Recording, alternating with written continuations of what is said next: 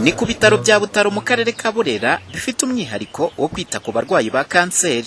Radio na televiziyo Flash ubwo twageraga muri ibi bitaro, abaharwariye ndetse n'abarwaza babo bavuga ko muri ibi bitaro kuba nta mazi ahagije ahari bibagiraho ingaruka zigiye zitandukanye bitewe nuko bakenera koga buri munsi ndetse no gufata imiti, ibyo byose bikaba bikenera amazi ahagije.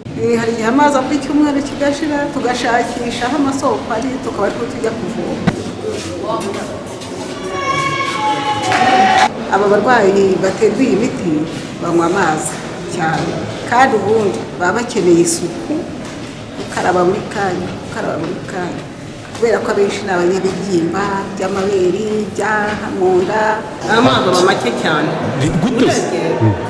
akamara nk'iminsi 2 nta mazi. Ubwo rero bibagira bizengaruka ubwo amazi niyo buzima, burya amazi niyo buzima. Babonye uburyo bayongera.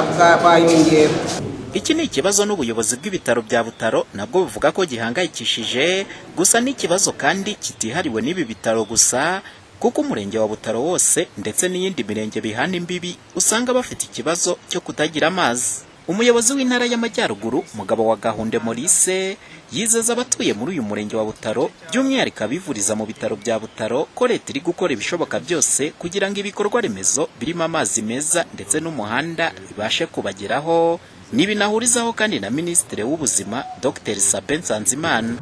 Leta irakora ibishoboka byose ngo ikore umuhanda n'ibindi bikorwa remezo kugira ngo iki gice cya Butaro gitere imbere. Mushonje muhishiwe ibyiza biri imbere.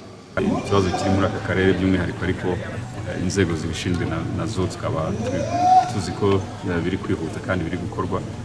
Ntabwo ibibazo byose bikemukira umunsi umwe, ariko burya ikibanze nuko biba byagaragaje kandi bigakorerwa gahunda yo kubikemura. Muri rusange ngo kutagira amazi ahagije muri ibi bitaro bya Butaro ngo usanga bigira ingaruka zigiye zitandukanye, cyane cyane abarwayi ba kanseri bakenera kwiyuhagira buri kanya ndetse no gufata imiti.